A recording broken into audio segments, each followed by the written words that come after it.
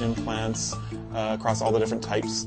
I have two RFID implants. One in my left hand is very simple. It's a low-frequency tag. So if you have a door that can read one of these tags, the door asks the tag for its number, checks an access control list, and then opens the door. In my right hand, I have an XNT, which is the world's only NFC implantable RFID tag. It not only works with access control systems, but it also allows you to store data on the tag. I can put my business card on my hand for sharing URLs or videos or anything like that. One of the reasons why we started Dangerous Things was to be able to provide tags that were actually safe for implantation. We wrote a procedure guide just to show how and where it should be placed in the hand, how to properly orient the tag, keep it away from bone. We quickly followed that up by starting to build a partner network of professional piercers and body modification artists. Those are the people that work in shops and they place jewelry in weird places and have no problem dealing with sterile procedures. And we've got somewhere around 50 partners right now around the world. Both clients and professionals are everywhere in the world. So Australia, Russia, France, the UK, US, Canada, Mexico, it's everywhere. I think biometrics is actually probably the future of self-identity. In the future, we're going to see a lot of devices that are right now wearable. The next natural progression is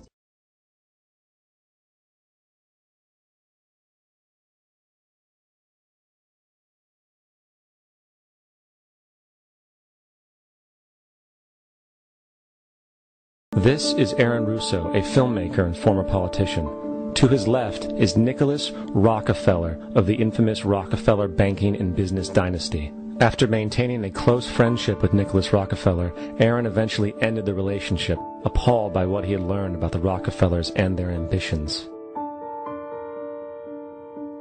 I used to say to him, what's the point of all this? You have all the money in the world you need. You have all the power you need. What's the point? What's the end goal?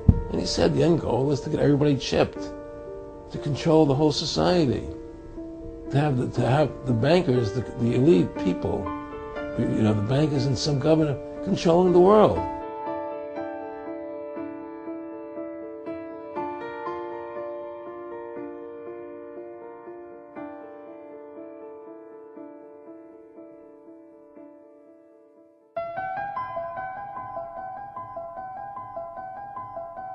We are Americans, part of something larger than ourselves, a new world order.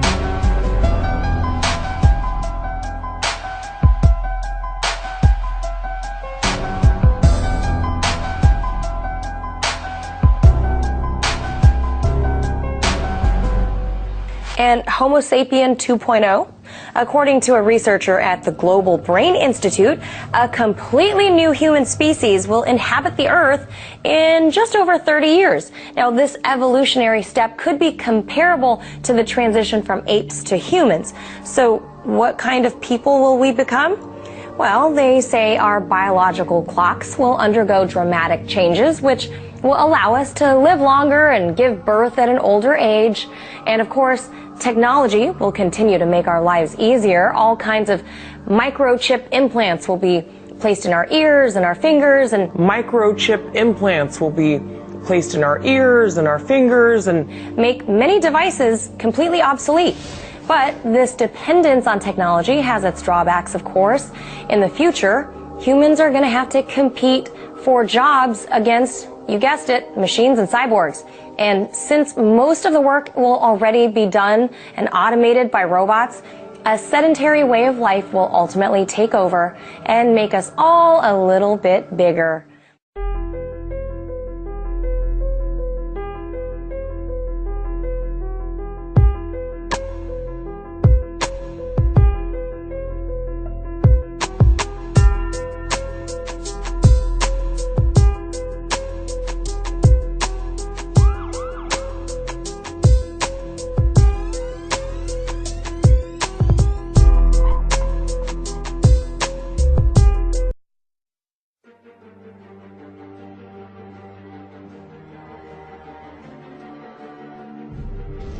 What is at stake is more than one small country. It is a big idea, a new world order, where diverse nations are drawn together in common cause to achieve the universal aspirations of mankind. With few exceptions, the world now stands as one. The world can therefore seize this opportunity to fulfill the long-held promise of a new world order. We can find meaning and reward by serving some higher purpose than ourselves.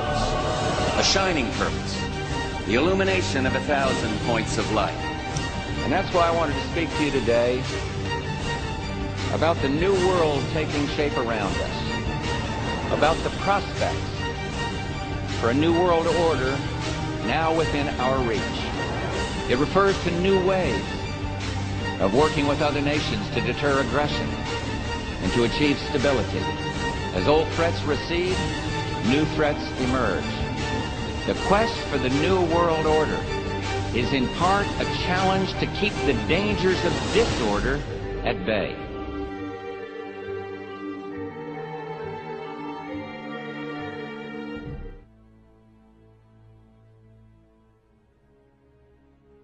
Vice President Joe Biden calls the newest graduates of the Air Force Academy strategic thinkers as well as warriors, and the future of the new world order. It allows us to refocus our intelligence and military assets and resources to other parts of the world where they are needed, where we face new challenges. This is the world you are graduating into. This is what I want to talk about today with you for a few minutes. I believe we, and particularly you, your class, has an incredible window of opportunity to lead in shaping a new world order for the 21st century in a way consistent with American interest and the common interest.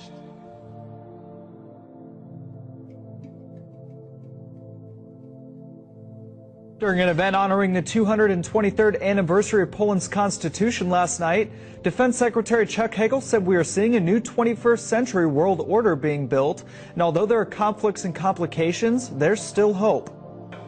I think what's more hopeful, and maybe than any other time in the history of the world, is that we have more opportunities, and more possibilities, and more resources.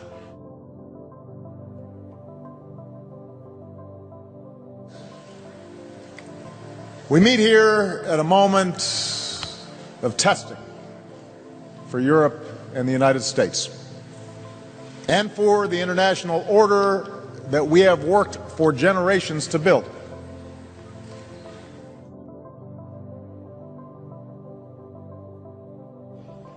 I congratulate you on taking your place on the long gray line. But the world is changing with accelerating speed. This presents opportunity, but also new dangers. It will be your generation's task to respond to this new world.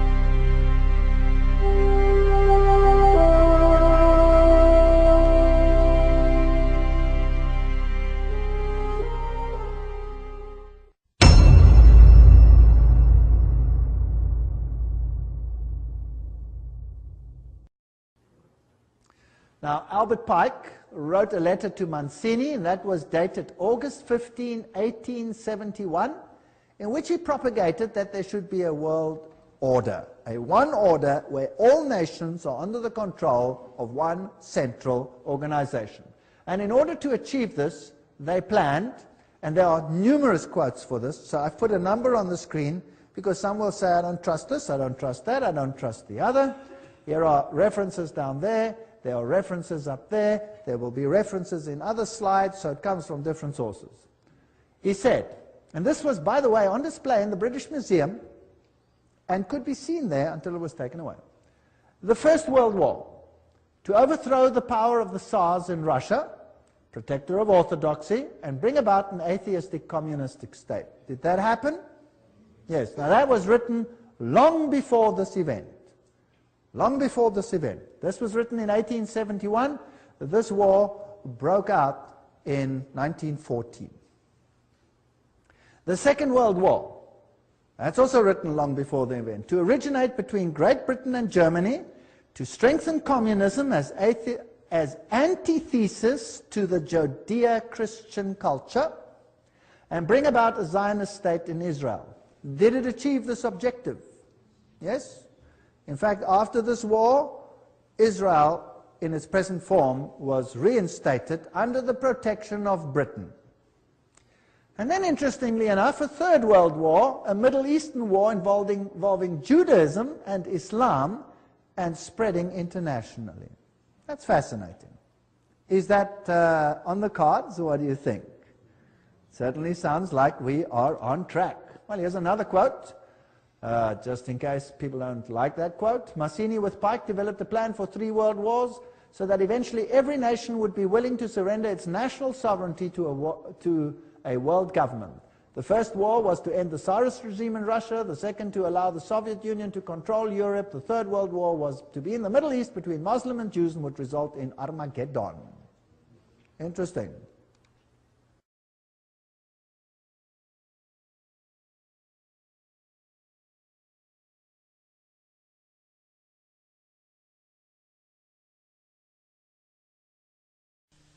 He said,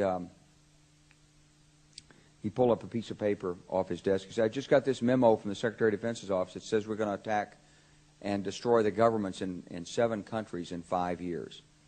We're going to start with Iraq, and then we're going to move to Syria, Lebanon, Libya, Somalia, Sudan, and Iran. I said, 7 countries in 5 years. I said, is that a classified memo? He said, yes, sir.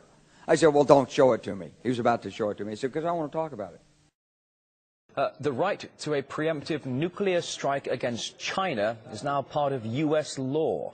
We've learned that the North Korean state TV has announced that the North Korea's leader has signed off on a plan to put his rockets on standby for firing at U.S. targets, both in the Pacific and right here in the U.S. mainland. The U.S. government is operating on the assumption that there are 3,000 miles worth of tunnels crisscrossing China, allegedly containing 3,000 nuclear warheads. But I want to go right to the Syria story. Russia putting battleships in Syria, and I think you have reports that they're being joined by China and others. What is going on there? We've got most of America's ballistic submarine fleet operating in the Pacific. We've also got more U.S. ships moving in that area. The Pentagon all the while promising to contain China and now planning for what they say a possible nuclear strike. Well, that's not exactly going to help already strained relations, is it? But there is genuine concern over a new missile North Korea unveiled at a parade last year. That road mobile missile would have the capacity to reach the United States. That's a different type of missile from the one that was tested back in December. And because it's road mobile, I think that it has raised concerns. Combined air, land, and sea involving Russia, Black Sea Fleet elements, Air Assault Division, Spetsnaz troops, and Iran and Syria, and to be joined by China, warships from China. That also includes the very likely scenario where Iran and China have already received permission to pass warships through the Suez Canal. To my knowledge, this is alarming for the whole region, but especially Israel. They're also deploying major combat elements, Larry. I'm told Air Assault Division, Combined Arms Division, the Marines from the Black Sea Fleet are on their way to Syria right now. This is boots on the ground. There'll be perhaps 400 aircraft involved. In addition, specialists, Spetsnaz, GRU units, everybody out there who knows about special forces. This is the Russian equivalent. These are veterans from the Chechen guerrilla war. The scenario they're entertaining is in the event of a NATO intervention from the west or north in Syria. You see, they're making it very clear there will be no military option for the United States. So there is no option for the U.S. at all. This is a severe setback for the Obama administration. When and if this military exercise takes place, it is clearly in the face of the Obama administration's negotiations with Iran. Putin has played a very strong card. Like, one of them is the mechanical mismatch between humans and electronics, right? So electronics are boxy and rigid, humans are curvy and soft. That's a mechanical mismatch problem. Well, a researcher at the University of Illinois, his name is Dr. Rogers, what he did is he founded a company and they started making electronic tattoos. So I'm wearing one here on my arm. Do we have a camera to get a... This is a developmental system made by MC10, and it has an antenna and some sensors embedded in it. And what we plan to do is work with them to advance a tattoo that could be used for authentication. Now, it may be true that 10 to 20-year-olds don't want to wear a watch on their wrist, but you can be sure that they'll be far more interested in wearing an electronic tattoo, if only to piss off their parents. That's something that you wear, but you could also imagine including authentication in just your daily habits. So I take a vitamin every morning. What if I could take vitamin authentication? What? Vitamin authentication. Look, I have one right here. Well, here, I'll let you hold it. Would you like to hold it? I'll hold it. Okay. So this... You guys see it? This pill has a small chip inside of it with a switch, and they power it up, and the switch goes on and off, and it creates an 18-bit ECG-like signal in your body, and essentially your entire body becomes your authentication token. Yes, this is true. Okay, but... Okay, so wait. So it's really true. So what this means is that becomes my first superpower. I really want this superpower. It means that my arms are like wires, my hands are like alligator clips. When I touch my phone, my computer, my door, my car, I'm authenticated in. First superpower. Like, I want that. This is FDA cleared? So here's the thing. This is not science fiction. This pill was actually made by a company called Proteus, and they've developed it for medical applications. That pill has been CE stamped and cleared by the FDA. Does Google now know everything I do and everywhere I go? Because... let's face it. Extraordinary scenes of defiance in the middle of the night.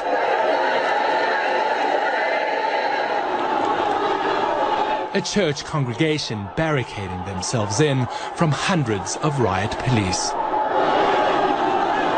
It's happening in Wenzhou, known as the Jerusalem of China, where for months the government has demolished scores of churches and torn down hundreds of crosses. What the government here is doing is so barbaric. Today we've seen the fundamental symbol of our faith violated, and it hurts us deep inside our hearts. Chen Zhai is a respected church leader in Wenzhou. He says the faithful now live in fear. In this amateur video obtained by CNN and in the Salvation Church security camera footage, police brutally beat the faithful and drag them away. A California businessman is calling on the U.S. to do more to help Christians being persecuted in Iraq. Mark Arabo is a prominent leader of the Chaldean community, a Christian community, an ancient one that is now literally being threatened with disappearance. He joins us.